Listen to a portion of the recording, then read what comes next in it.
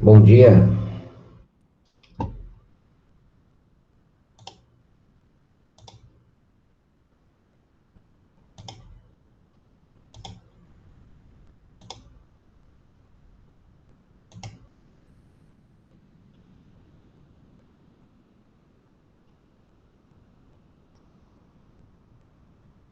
Vocês me ouvem?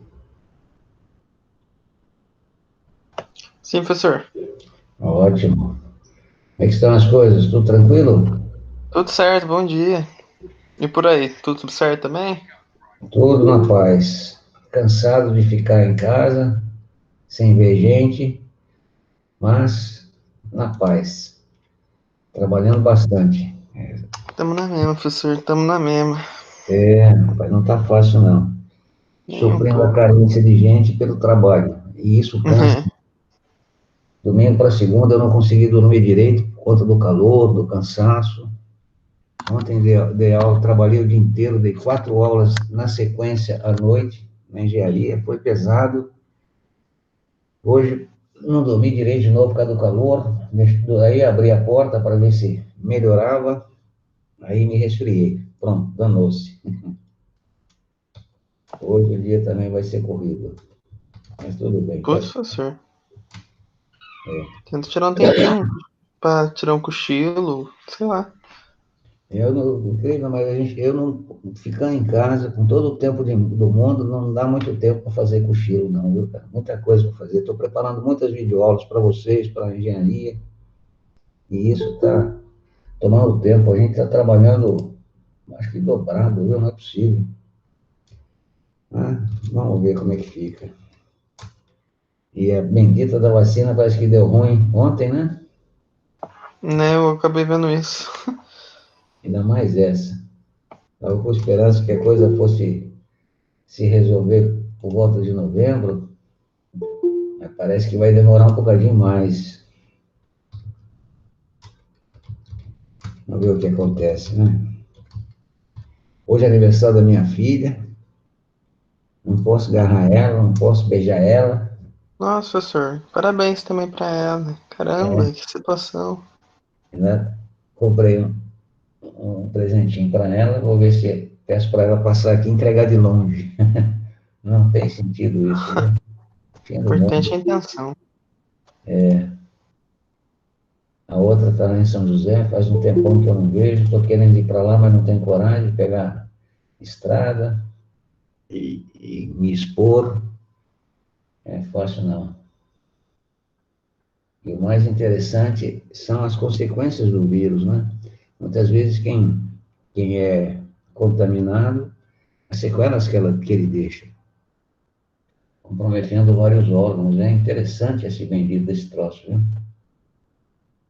O que ele causa no organismo do ser humano. E de modo diferenciado, quer dizer, ninguém consegue descobrir exatamente o que ele faz, porque ele é muito, como é que se diz? Ele Imprevisível.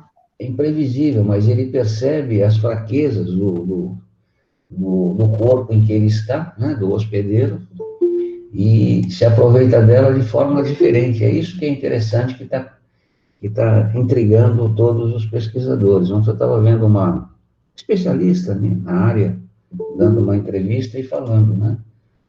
Por exemplo, uma garotinha de 11 anos que faleceu, fizeram uma autópsia nela, comprometeu o coração, comprometeu os rins, e mesmo que ela sobrevivesse, ela teria sequelas seríssimas nas artérias do coração, nos músculos, porque não se desenvolveria, né? Enfim, e daí pega uma pessoa lá de 90 anos, a bichinha sai andando do hospital, né? Como é que se vai entender isso? Por que que isso acontece?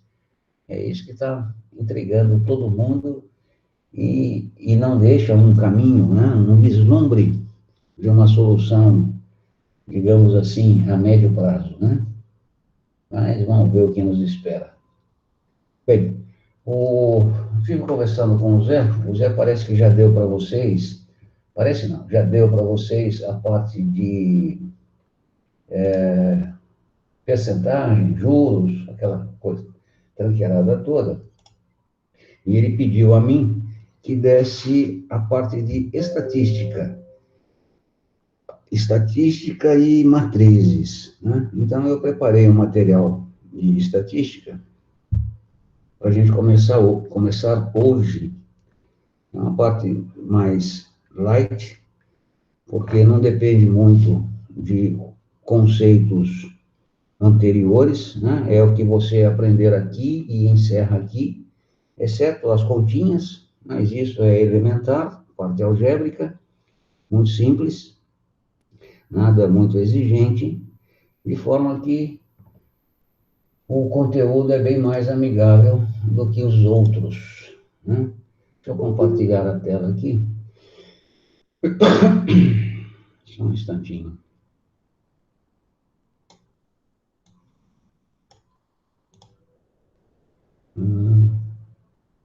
Cadê? Caramba.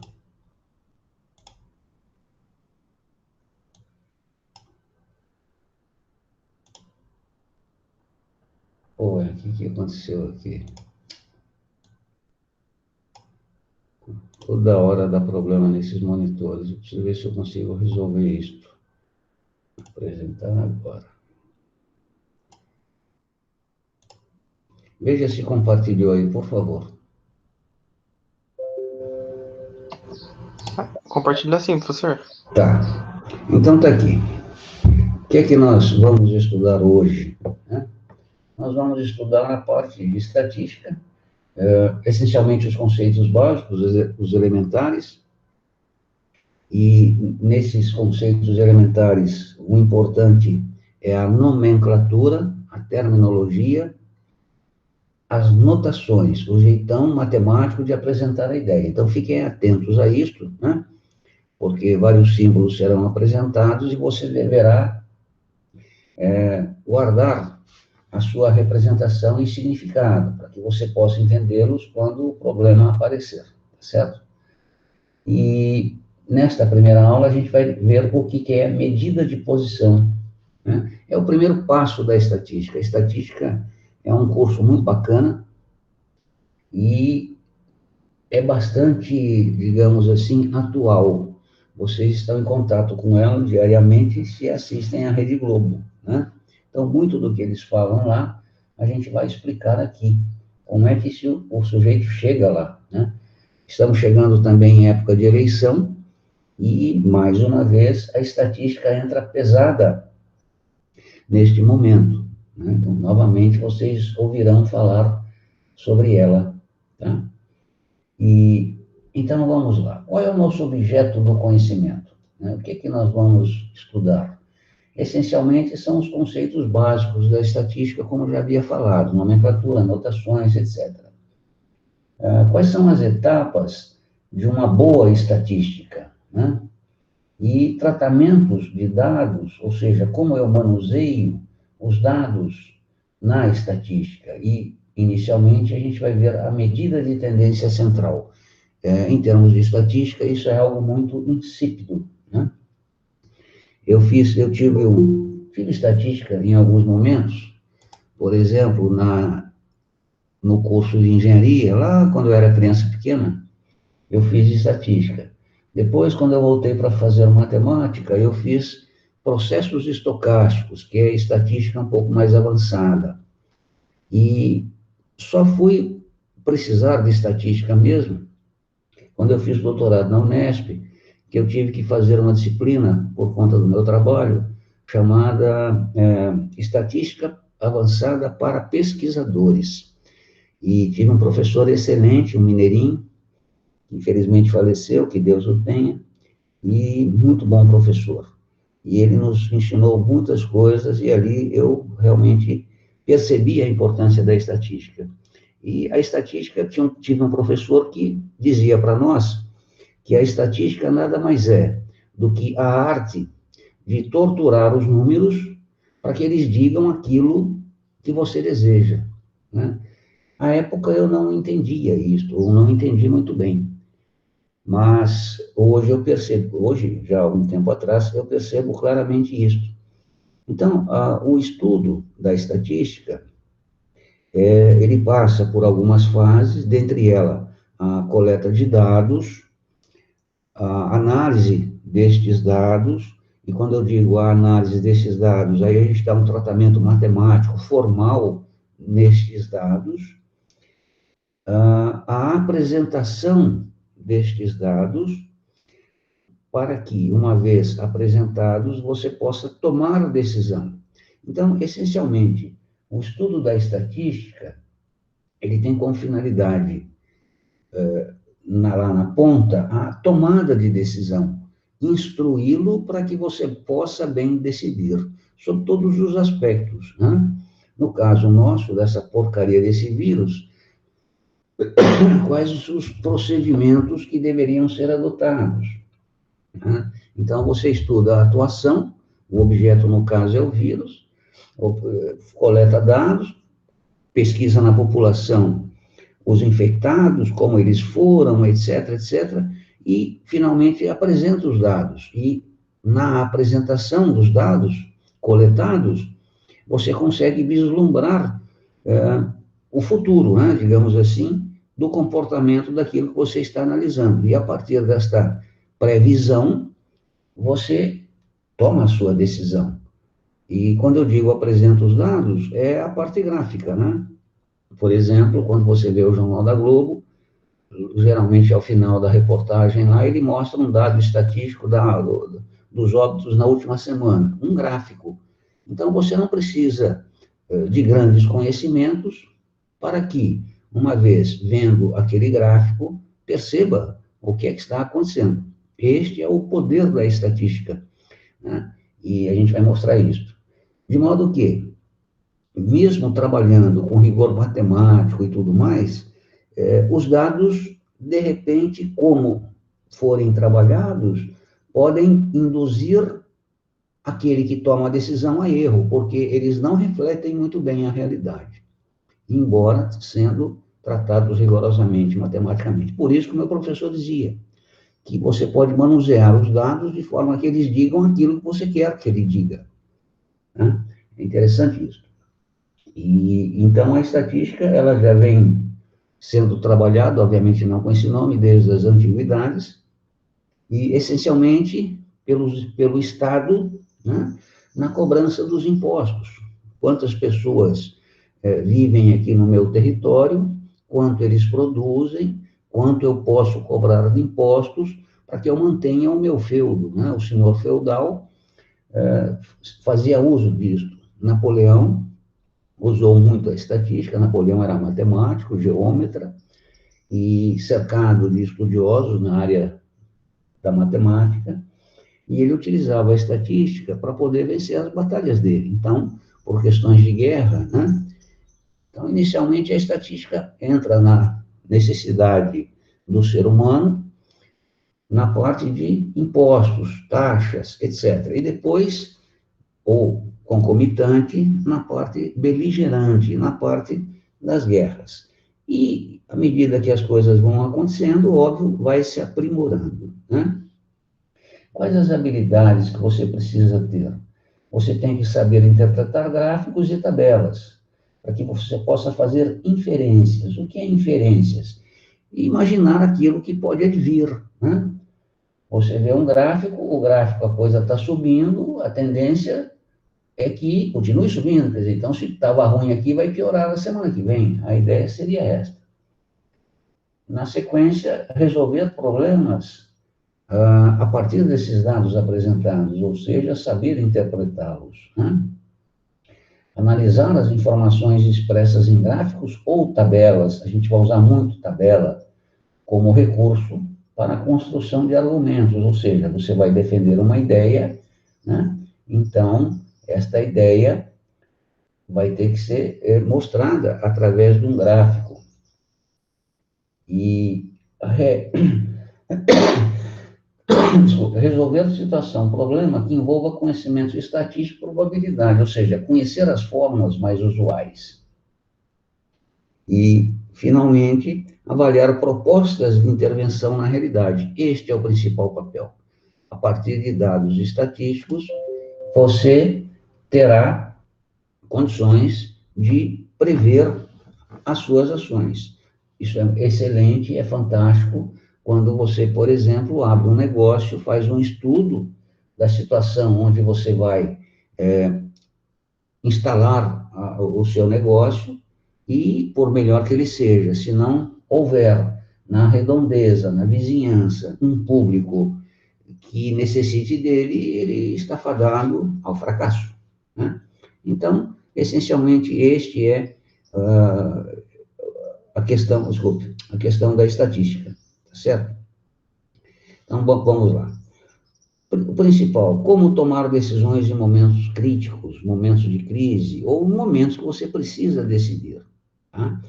Você terá que fazer o quê? Levantar dados, colher informações, certo? Então, essencialmente, você coleta informações. Vou me candidatar a vereador na cidade de Taubaté. Essa é a minha ideia. Preciso coletar informações para verificar se a minha candidatura se sustenta, se ela é minimamente viável, né?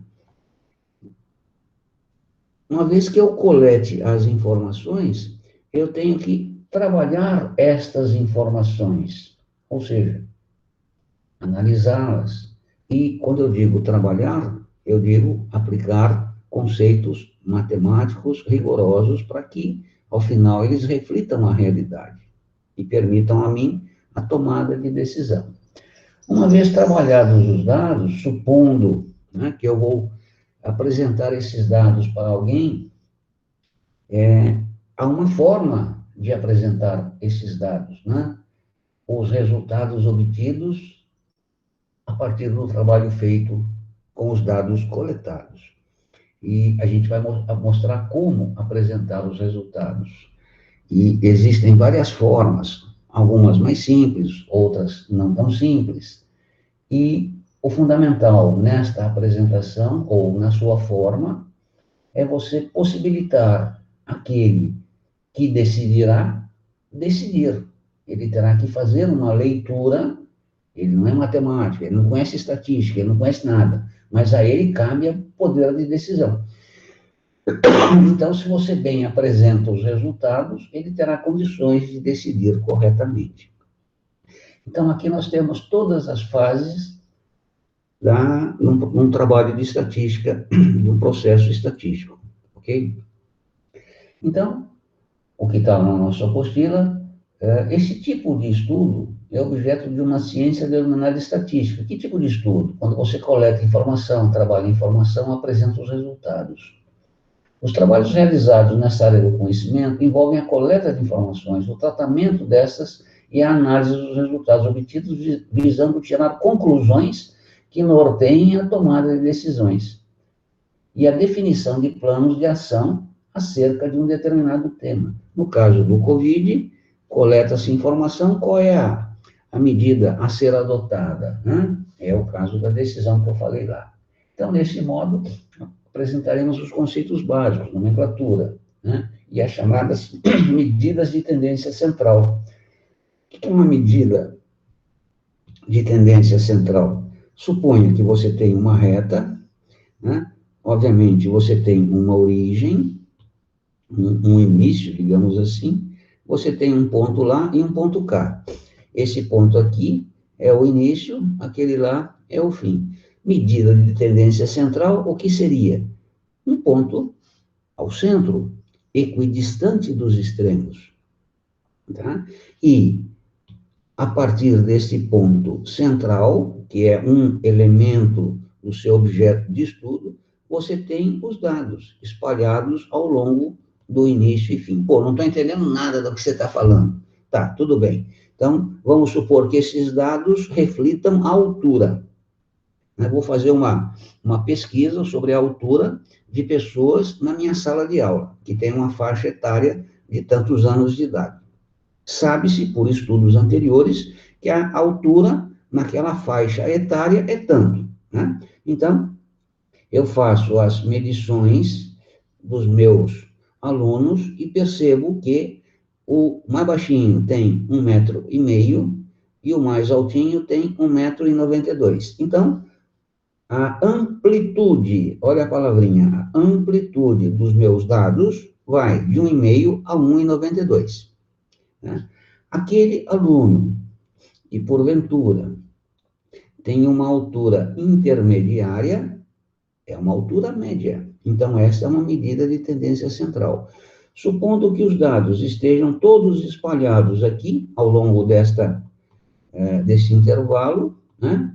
É uma coisa. Se todos eles se concentram aqui, é outra coisa. Se eles se concentram aqui, é outra coisa, né? Então, dependendo do tipo de concentração dos dados, ao longo deste intervalo, né, eu tenho lá a forma de trabalhar com esses dados, certo? E qual seria o ideal? Que todos estivessem próximos à medida central. Fácil de perceber isso.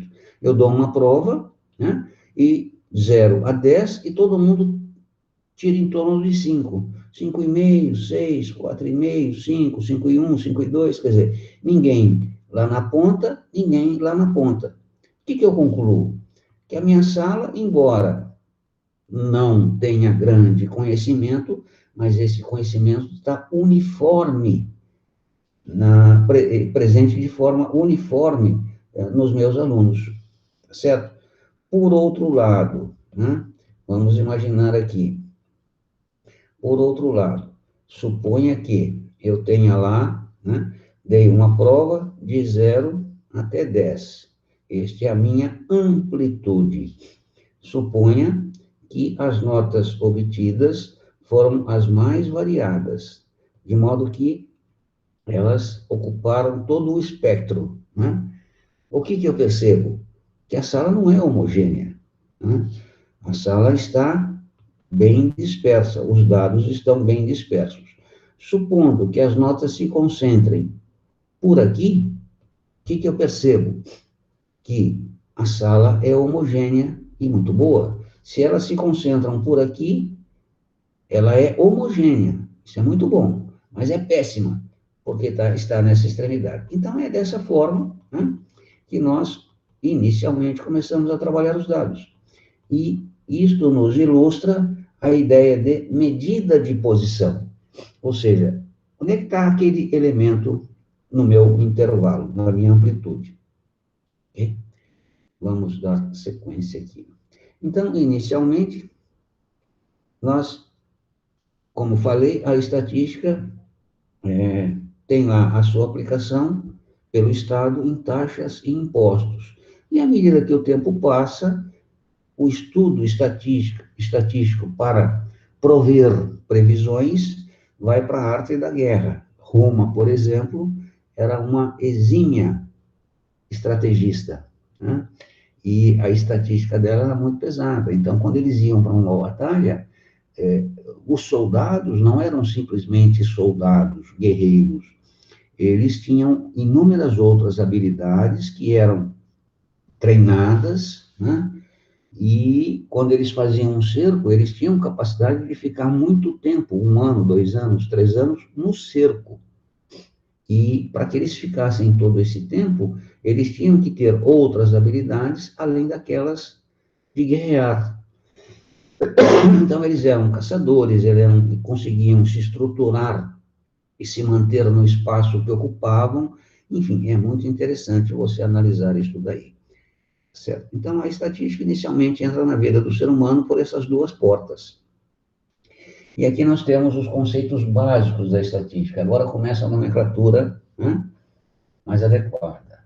Então, a estatística ela é uma área da matemática que coleta dados, armazena, representa, analisa e interpreta esse dado. Objetivo principal: permitir o entendimento de uma realidade e, consequentemente, elaborar um plano de intervenção. Então, por exemplo, alguém já foi em Manaus? Né? Se foi em Manaus, meio que pela periferia, você tem lá as palafitas, que são as casinhas construídas sobre o rio. Um problema sério de saúde naquela zona. Por quê? Por falta de infraestrutura, saneamento básico. Então, não adianta você botar um posto de saúde e um médico para atender. Você vai atender no primeiro dia 10, no segundo 100, no terceiro 1000 e nunca vai parar de atender. Qual é a forma de resolver o problema? analisa a situação, percebe que não há saneamento básico, percebe isso, percebe aquilo, percebe proliferação de doenças, na medida em que você faz análise dos habitantes ali presentes, e, para que você resolva a situação, apresenta esses dados e conclui. Não, ali não adianta botar médico. O que tem que se fazer ali é mudar o estilo de vida das pessoas. Então, essencialmente é isso. A estatística passa por um planejamento, né? E este planejamento, ele é feito para que você possa coletar os dados. Então, quais são os objetivos da minha pesquisa? Qual é a população a ser analisada? Como que a amostra, nós chamamos de universo, aquela população que será pesquisada. E a amostra é um elemento deste universo. Para que vocês entendam, haverá eleição para vereadores. Então, eu quero me candidatar, como falei anteriormente. Como é que eu vou saber se eu tenho alguma chance? Eu vou fazer uma pesquisa. Quantos votos precisa para vereador em Taubaté? Sei lá, vamos colocar aqui 5.000. Será que eu consigo juntar 5.000 votos? Vou fazer uma pesquisa. Pesquisa como? Como é que é feita a pesquisa? Então, eu tenho aqui a cidade de Taubaté. Onde é que é a minha área de influência?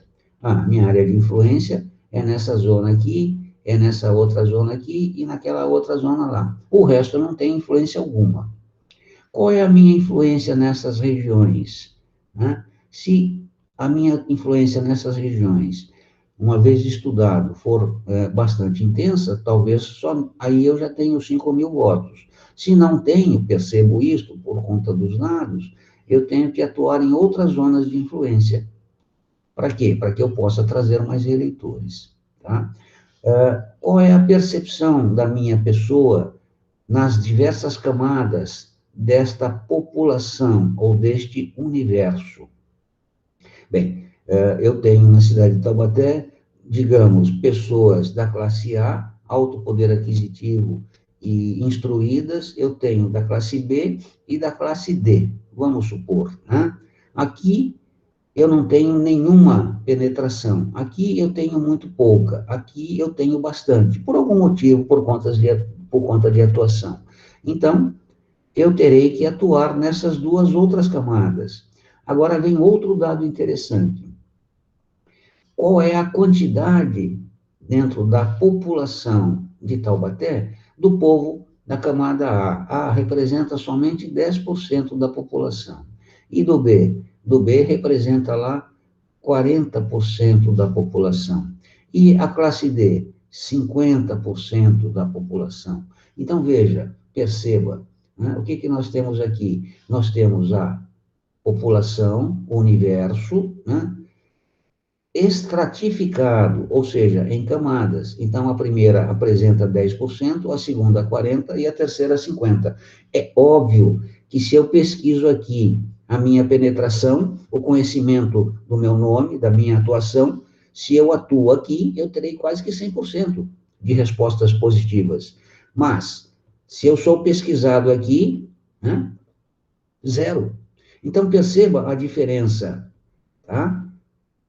Aquilo que eu falei, a arte de torturar os números para que ele diga aquilo que você precisa ouvir. Então, se alguém faz uma pesquisa e trabalha somente com esta camada da população, altamente favorável à minha pessoa. Se alguém faz uma pesquisa somente nesta população, altamente desfavorável à minha pessoa. O que seria o ideal? Seria, através de uma base matemática, né, estabelecer condições para que eu pegue uma certa quantidade desta camada, desse extrato, uma certa quantidade desta e uma certa quantidade daquela. Então, se eu vou pesquisar, por exemplo, o meu dinheiro dá para pesquisar 1.000 pessoas, botar gente na rua para pesquisar 1.000 pessoas. É óbvio, né, que estas 1.000 pessoas que serão pesquisadas deverão ter uma certa proporção aqui nas camadas. E, obviamente, vai aparecer mais gente desta e desta do que daquela, para que a estatística reflita realmente a realidade. Certo? Então, isso é muito importante. A gente vai mostrar como trabalhar isso. E aqui eu estou falando da planejamento e coleta de dados. Né? Como que esses dados serão coletados? Uma vez que eu junto todos esses dados, eu tenho que fazer a sua organização e a representação dos dados. Basicamente, a forma mais simples de representar os dados é aquela em que você vai fazendo anotações num papel, né? Bem elementar. Por exemplo, se eu pergunto a vocês aí, qual é a altura de cada um? Diga para mim. Aí alguém abre o microfone e fala, professor, eu tenho 1,60 m. Outro, 1,65 m. Outro, professor, eu tenho 1,80 m. Outro, eu tenho 1,20 m. Outro, ou seja, isso aqui é uma tabela, muito insípida, mas é uma tabela. Veja que os valores são postos aleatoriamente, eles não estão em ordem, né? Então, isto aqui é o que nós chamamos de dado bruto, é aquele que eu observo em loco, e não faço nenhum tratamento a ele. Na sequência, eu pego esses dados brutos e vou ordená-los. E esta ordenação recebe o nome de row. Ao pô-los em row, né, eu vou pô-los em ordem crescente. Então, tem lá 1,20 m, 1,50 m, 1,51 m, 1,52 m e vai até 1,80 m. Perceba a diferença desta tabela com a tabela anterior. Na tabela anterior, a coisa era toda díspare, né? Toda estranha, não me permitia conclusão alguma. Nesta tabela, embora muito elementar, permite a mim perceber duas coisas. Que aquele de menor altura é 1,20 m e o de maior altura é 1,80 m. Eu já começo a ter percepção sobre os meus dados e fazer inferências sobre esses dados, mesmo sendo uma tabela de forma elementar. Tá certo? Então, eu uso muito tabela para trabalhar com os dados. E isto se aplica aqui, representação dos dados. Uma vez que eu faço essa tabela, eu parto para outras tabelas mais interessantes e necessárias, que a gente vai ver na sequência, que é a tabela de distribuição de frequência. E frequência nada mais é o número de vezes que um dado aparece. E depois eu vou representar esses dados nessas tabelas para que eu possa manuseá-los matematicamente, né? E quando eu digo manuseá-los, eu estou na fase do tratamento dos dados, onde eu aplicarei fórmulas matemáticas para que eu possa extrair ali algumas ideias, né? E uma vez feito isto, eu vou partir para a fase final, a análise e a interpretação dos resultados obtidos aqui. E aqui é a fase importante e crucial. Por quê? Porque é ela que permitirá a mim a tomada correta de uma boa decisão, né? Vou lançar um novo carro no mercado. Vou lançar a gente está em setembro, tradicionalmente em setembro. O que acontece em setembro? Na primeira quinzena, esperada pelo mundo, ou por boa parte dele? Bom, importante para mim é o aniversário da minha filha, que é hoje, 9 de setembro. A minha filha nasceu em 9 de 9, eu nasci em 10 de 10. Olha que coincidência, né? Mas, além do aniversário da minha filha, que acontece em setembro acontecem os lançamentos da Apple. Então, nós estamos em vias de que a Apple faça como é que se diz? Uma manifestação sobre o telefone que lançará. Como é que será que foi feito o trabalho para o lançamento desse telefone? Não é simplesmente juntar tecnologia, porque tecnologia nós temos à disposição, tá? O problema é juntar essa tecnologia num aparelho que seja atraente, né? Que cative o público que vai fazer dele uso, mas, principalmente, que ele seja comprável, né? Outro dia a Samsung lançou o S20 Ultra pela módica quantia de R$ 11.000, o topo de linha. Quer dizer, quantas pessoas pagariam R$ 11.000 por um celular? Poucas, poucas, eu diria poucas. Eu não me aventuro em pagar R$ 11.000 numa porcaria que, se eu pagar 3, 4, eu tenho os mesmos resultados, né? Então, a Apple lançará o telefone. Será que terá sucesso? Será que o preço será convidativo, além da parte tecnológica, que se espera muito boa, né? Qual é a produção? Quanto é que custou fazer esse novo lançamento? Quanto é que eles gastaram? Quantos telefones eles terão que vender para poder custear isso aqui e dar lucro para a empresa? Tudo isso foi afetado pela nova ordem mundial, que não havia sido prevista quando do início do projeto de lançamento desse telefone. Por quê? Porque eu imagino que, no mínimo, o que eles lançam hoje, né, praticamente já tem gente pensando que vai ser lançado ano que vem. Então, esse vírus, né, virou de cabeça para baixo toda e qualquer possibilidade de previsão de futuro. Quer dizer, aquilo que havia sido previsto fugiu pelos dedos. Por quê? Porque nova ordem se instalou. Então, eu estava pensando nisso ontem. Fico pensando, o que é que a Apple vai apresentar? Quanto é que custará? Qual será o público-alvo? Né? Será viável? Dependendo do que faz, fecha a empresa. A Asus, uma outra empresa que eu gosto muito, tem excelentes aparelhos. Minha filha é fã da Asus e ela lançou o Zenfone 7. Geralmente a Asus, embora tenha grande tecnologia, ela lança equipamentos na faixa, digamos aí, de R$ 4.000. Topo de linha dela é R$ 4.000, bem abaixo da Apple e Samsung, né? Ela lançou o Asus 7, aparelho fantástico, não sei o que, tela grande, alta resolução, tecnologia de ponta. Eu imaginei alguma coisa em torno disto, né?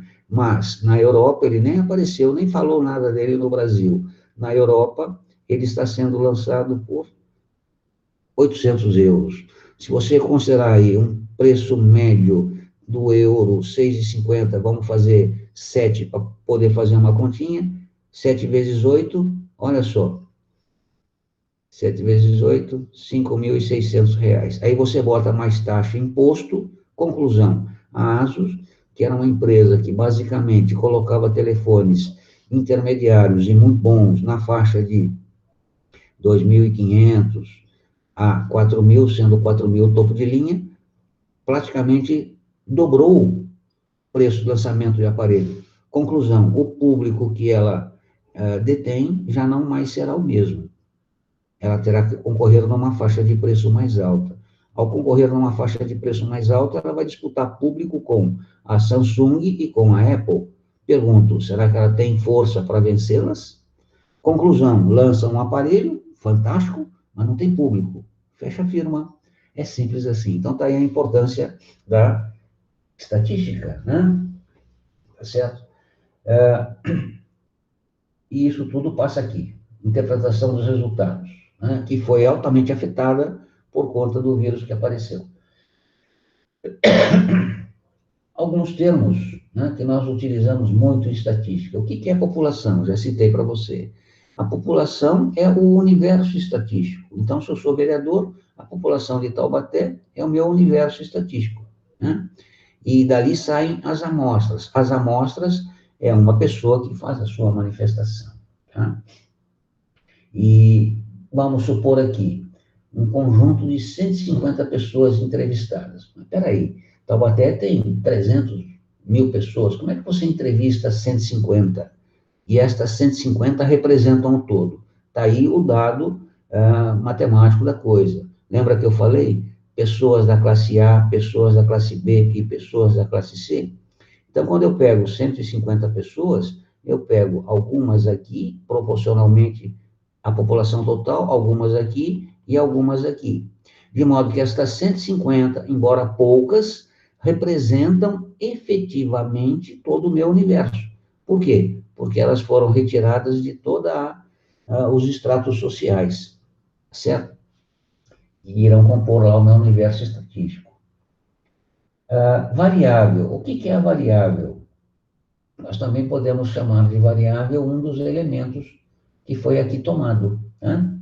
Então, denominamos variável da pesquisa o conjunto de resultados possíveis do que está sendo pesquisado. Ou seja, a variável é o item que está sendo observado ou mensurado, quantificado no estudo estatístico. Os elementos desse conjunto são chamados de valores da variável. Na situação que estamos analisando, a variável é o nome do candidato, que o eleitor prefere. E os valores da variável são, então tem lá o Paulo, o José, a Leda, o Carlos, etc., que vão se candidatar. Tá? E ela será uma variável qualitativa. Olha só, o que é uma variável qualitativa? Pois seus valores são dados por atributos, no caso, o nome do candidato. Então, ao Paulo serão atribuídos lá 20 votos, ao José, 30 votos. Qualidade, qualitativo. Existem também as variáveis quantitativas, cujos valores são expressos por números, por exemplo, a expectativa de vida do ser humano, o número de acidentes em carros. Então, variável qualitativa e quantitativa. Número de carros em determinada rodovia, as notas dos alunos em uma determinada prova, tá? Um probleminha interessante envolvendo esses conhecimentos até agora. Veja lá.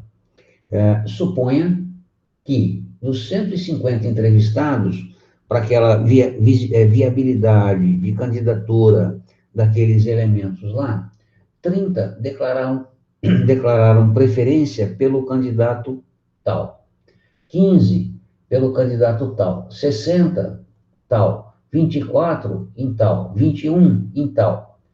A contagem de cada um desses resultados é chamada de frequência absoluta. Então, o que vem a ser frequência absoluta? E nós indicaremos, começam as notações, por F minúsculo A. Mas ele botou F grande. Eu acho mais interessante F minúsculo. Mas você pode usar qualquer um. Né? Então, FA, quando eu escrevo FA, é a frequência absoluta. E o que vem a ser isto? As quantidades declaradas de preferência. Né? 30 nesse, 15 naquele, 60. Então, isto é a frequência absoluta na minha coleta de dados. Quando cada um dos valores representa determinado percentual do total de pessoas entrevistadas, né, este valor é chamada de frequência relativa do valor da variável. Então, nós temos duas informações aí, a frequência absoluta, FA, e a frequência relativa, FR, tá? Nós vamos chamá-la de FR.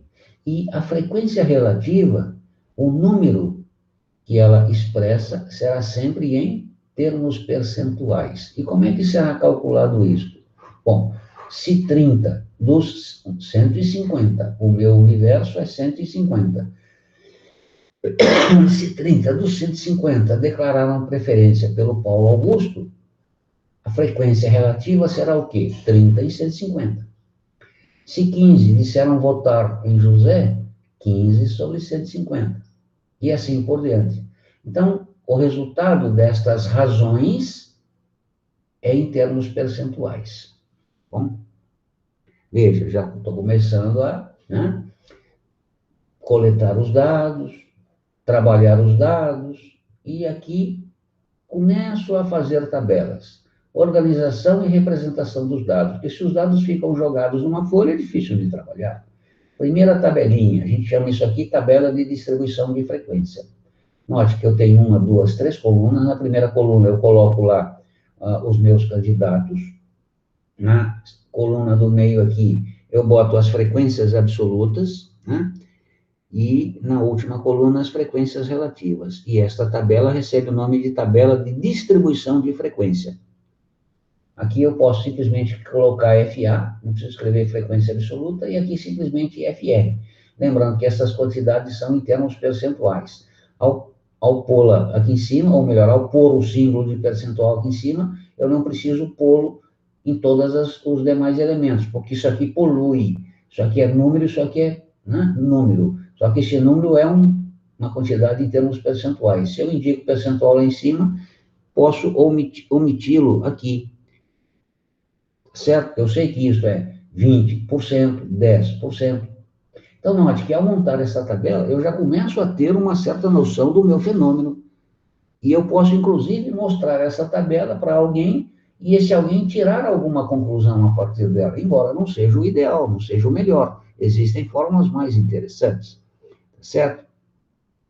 Então, aqui eu já tenho os dados que foram coletados, etc., trabalhados de uma forma organizada, né? Então, a tabela de frequência ou de distribuição de frequência fornece a mim os dados mais organizados e até a partir da leitura eu tiro certas conclusões.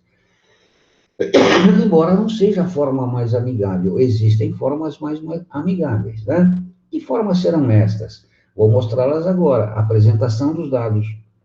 Eu posso apresentar através daquela tabela, mas não é o ideal. E para que eu vou apresentar os dados? Para que, uma vez apresentados, aquele que decidirá tenha condições de bem decidir, de bem atuar, avaliar, né? Essencialmente, nós temos um modelo gráfico de barras ou colunas. É uma forma de apresentar os dados que foram trabalhados e tudo mais, né? Este gráfico, ele tem umas especificidades. Notem bem, atenção. Eu posso tê-los na forma de barras verticais, aqui, ou barras horizontais. O mais comum são as barras verticais, certo? Estes retângulos não são feitos a zóio, né? Eles não são feitos aleatoriamente no papel, de modo algum. Todos eles têm a mesma largura de base. Tá? A gente vai perceber mais tarde que isso aqui tem uma importância e tem um reflexo no trabalho com os dados. Mas, por enquanto, é bom saber que todas as bases terão a mesma largura. Eu posso tê-los juntinhos ou separadinhos, como estão aqui, né? Não tem muita diferença.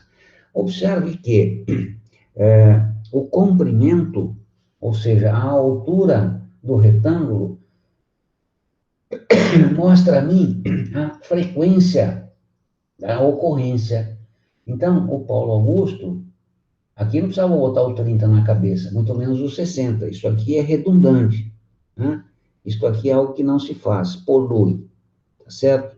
Por quê? Porque se o cara que quiser saber qual é a frequência da Leda, ele corre aqui, ó, 60.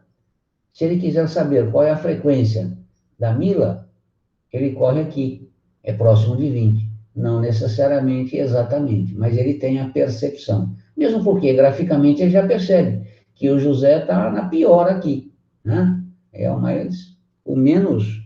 menor penetração no universo, tá certo? Então, o F é o comprimento do retângulo. Outra forma de apresentar os dados, também bastante comum, é o que nós chamamos de gráfico de setores ou gráfico de pizza. Parece uma pizza, né? Isso aqui é muito comum em jornalismo. É uma coisa que causa mais impacto do que aquilo lá de cima e permite uma leitura praticamente imediata, né? O que você percebe aqui? Que este candidato, que no caso é a Leda, tem bem mais penetração no universo do que qualquer outro, né? E depois há um certo equilíbrio entre os demais, quer dizer, é meio que difícil decidir quem será o segundo colocado, supondo que isso aqui seja a citação definitiva. Mas claramente você percebe que o vencedor está aqui, tá certo? Então, este é o gráfico de pizza ou de setores. É interessante observar o quê? Que cada setor representa a frequência. Então, em amarelo representa a frequência da Leda, em rosinha a frequência da Mila, etc. E o ângulo central é proporcional à frequência, ou seja, este ângulo central reflete o quê? A frequência, a penetração do candidato nos dados, certo? Então, o ângulo central, mais ou menos aberto, significa mais ou menor penetração do candidato no universo, ok? É muito útil quando você precisa evidenciar, deixar claro a relação entre a frequência de cada variável e a frequência total. Professor, não entendi. Bom, aquilo que eu falei, você bate o zoinho aqui e você vê que este é o maior ângulo, tem o maior pedaço, é o maior setor. Então, claramente você percebe que esta frequência absoluta, em relação à frequência total, é maior. Então, você tem esse discernimento, você tem esta clareza, numa simples observação, ninguém fala nada, né? Você não sabe quanto isto, em termos numéricos, representa lá na coleta do dado, mas você sabe que ele é o vencedor. Se você tiver que apostar sua ficha, é ali que você irá colocar, tá certo? E, óbvio, a soma disso tudo tem que dar 100%, claro, né? Alguma pergunta até aqui, minha gente? Eu descamo falar e acabo nem percebendo. Estou tranquilo? Tranquilo, Sim, professor. tranquilo, professor. Daqui a pouquinho a gente acaba a teoria e entra em uma parte prática, fica mais interessante. Uma outra forma de apresentar os dados, uma vez já trabalhados e tudo mais, muito simples também e muito fácil de perceber por quem o lê. Veja, a Globo, quando apresenta os dados através de gráficos, ela apresenta para todo tipo de gente, para pessoas que têm conhecimento matemático, para pessoas que têm conhecimento muito pouco matemático, para analfabetos, etc. Então, a mensagem tem que ser clara para todos, não pode ser dúbia, né? Então, quando você vê um trem desse, né? Aqui é o Covid, essa aqui é a quantidade de pessoas contaminadas, claramente você percebe o quê? Que a coisa está ficando feia, porque ela está subindo, tá? Então, esse gráfico de segmento, ele causa um impacto muito interessante. Se eu estou numa reunião de negócios, tratando com vendedores, né? Aqui, minha gente, essa aqui é a minha performance. Claramente você vê que eu sou um vendedor em ascensão. Comecei aqui, está subindo, está subindo, está subindo, está subindo. Aí eu apresento o gráfico do Zezinho. O Zezinho vem aqui, vem aqui, vem aqui. O que você acha que vai acontecer com o Zezinho? O Zezinho vai para a rua. Por quê? Olha a diferença entre o que eu vendo e o que o Zezinho vende. Por quê? Porque o Zezinho está vendendo nada. Então, uma simples linha, de imediato, você não precisa nem saber quanto vendeu, quanto ganhou, quanto isso, quanto aquilo.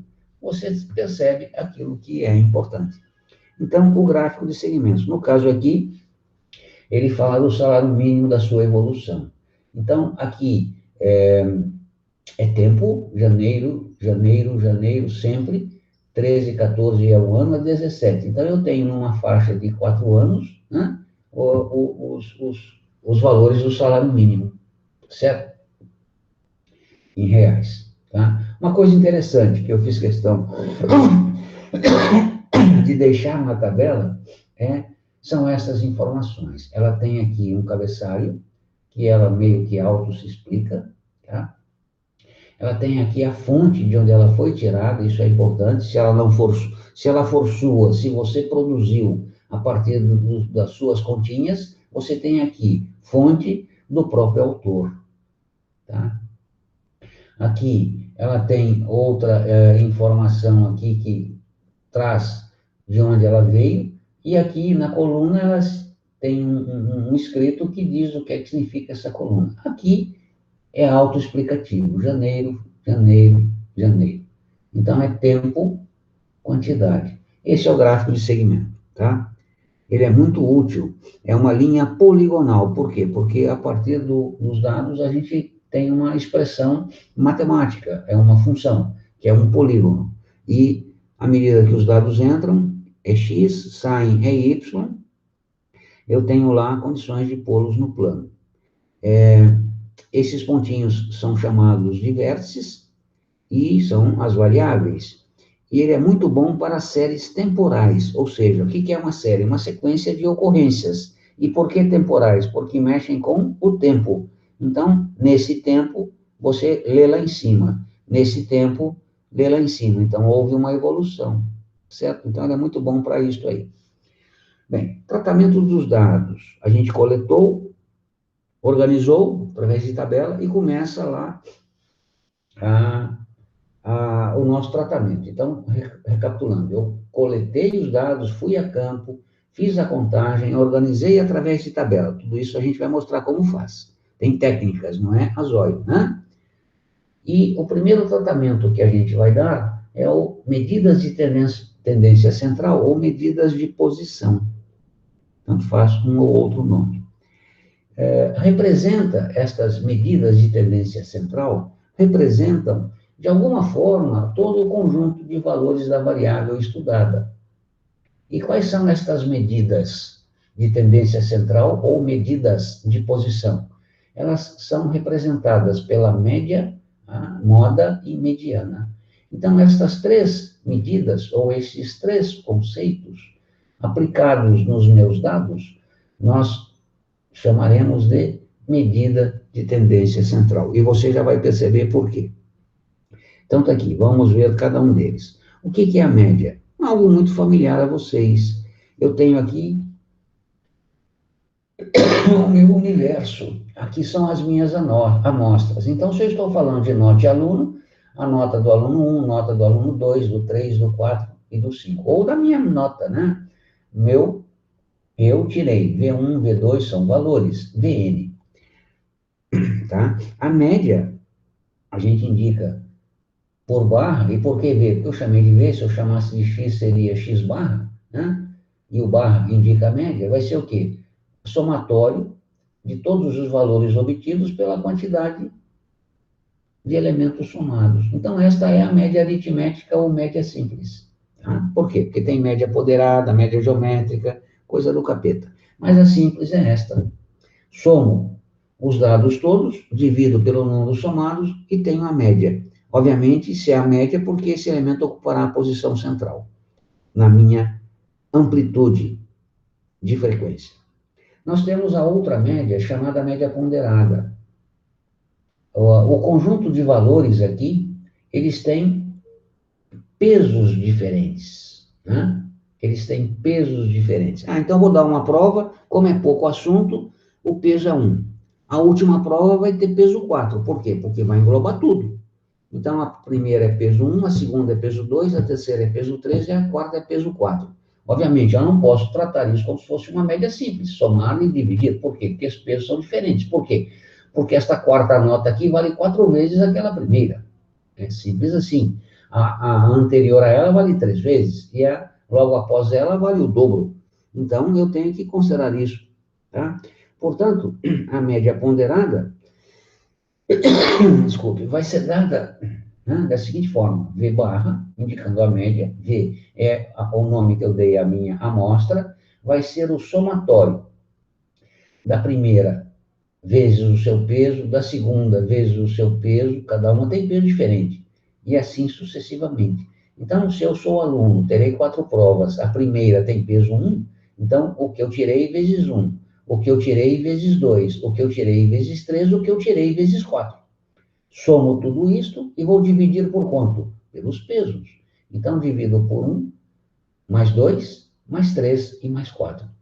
E, feito isto, eu tenho a média. E a esta média eu dou o nome de média ponderada. Ok? Bem, uma outra medida de tendência central ou de posição é a mediana. O que é a mediana? Primeiro, ela é indicada por MD, mediana. É dado pelo valor do termo central da sequência de dados. Poxa, você fala essas coisas aí, eu não entendo. Tá, então vamos falar coisas que estão ao seu alcance de entendimento e percepção, ou seja, trazer para a sua realidade. Eu dei as provas, corrigi as provas e trouxe. Faz de conta que nós estamos lá na sala. Ô, saudade. Peguei as provas, tudo, a pergunta que todo aluno faz: senhor, corrigiu a prova? Corrigi. Aí eu tiro da minha bolsa e ponho as provas aqui em cima da mesa. E vocês tudo olhando, que nem gato na hora que a gente põe comida para ele. Ele fica só olhando e salivando. Então, eu botei aquela pilha de provas aqui em cima da mesa. E digo: minha gente, está aqui a prova corrigida. E ela está posta em ordem crescente de nota. Ou está posta em ordem decrescente de nota. Aí não interessa se é crescente ou é decrescente. O que vem a ser a mediana? Eu conto quantas provas eu tenho aqui, eu sei que eu tenho, por exemplo, 21 alunos na sala, né? Então, eu conto, e pego aquela prova que está bem aqui no meio. e tiro do pacote. Esta vai ser a nota mediana, certo? Esta é a nota mediana. Ficou claro o que é a mediana? É dado pelo valor do termo central da frequência de dados. A mediana é aquele valor que equidista dos extremos. A menor nota, a maior nota. A do meio, a mediana. E cuidado, não necessariamente é a média, tá? Pode até ser que seja mediana igual a média, mas não necessariamente. Então, está aqui o exemplo. As provas são postas em ordem, não interessa se crescente ou decrescente, nós pegamos a prova do meio do pacote. Aí vem aquela pergunta. Aí, se o pacote tiver número par de provas, como é que eu vou pegar? Tem 20. Hã? Qual delas eu pego? A média, se o número de elementos for par, será a média aritmética dos termos centrais. Então, se eu tenho 20 provas, quem é que será o termo central? Se eu tenho 20, é 10. Então, eu pego acima e abaixo e tiro a média aritmética, tá? Ou seja, o 9 e o 10. Então, desta forma, destas duas formas, eu tenho aquilo que nós chamamos de média. Outra medida de termo central ou de posição é a moda, que nós indicamos por MO. E o que é que vem ser a moda? Aquilo que o termo diz. O que é moda? Bom, só aquilo que todo mundo usa, é modinha. Então, portanto, em estatística, a moda é aquela variável de maior frequência. É aquela que arrozinho de festa está sempre presente, né? Então, a variável de maior frequência, nós diremos que é a moda. Por exemplo, eu dou uma prova, corrijo a prova e entrego as notas. E pergunto lá, quem é que tirou 10? 5 alunos tiraram 10, tá? E as demais notas não tiveram tanta frequência, ou seja, nunca tive 5 alunos que tiraram a mesma nota. Portanto, esta é a maior frequência. Portanto, esta é a moda. Por outro lado, quem é que tirou 10? Ah, é nós. Contei, tem 5. Quem é que tirou 7? Ah, é nós. Contei, tem 5. 7, vai. E quem mais? Ah, contei, tem 8. Então, as demais notas se distribuíram. Observe que eu tenho aqui 5 frequências que se destacam. Então, eu não tenho uma só moda. Eu tenho uma amostra trimodal. Se forem 2, bimodal. E se for mais que isso, multimodal. Tá? Então, cuidado. A moda é a variável de maior frequência dentro do meu espectro. E eu posso ter várias de maior frequência. Professor, e se não tiver nenhuma que se repita? Aí a coisa é dita amodal, ou seja, sem moda. Olha que interessante. Tá bom? Bem, situação problema 1. E será que dá para fazer? Agora que eu vi aqui, são 9 horas já, pô. O que vocês acham? O Zé entra na sequência ou não?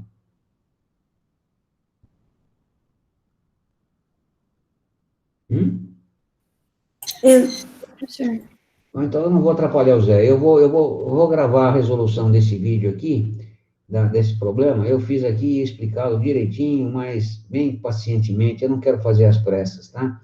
Porque ele envolve interpretação de gráfico, é meio chatinho. Ah, caramba, eu não percebi isso, me perdoe. Bem, eu vou parar por aqui, minha gente. Depois eu gravo e ainda hoje mesmo eu ponho para vocês, ok? Ok, professor, tranquilo, tudo certo. Eu sinto muito, eu não percebi o avançar do tempo. A coisa passa muito rápido aqui. Tá Não, bom. tem problema não, professor, tudo certo. Obrigada. Tá bem, então, minha gente. Até já. Até já, não. Até a próxima semana. Um abração para todos. Se cuidem. Tchau, Tchau, professor. Boa professor. tarde. Boa Abraço. semana. Obrigada.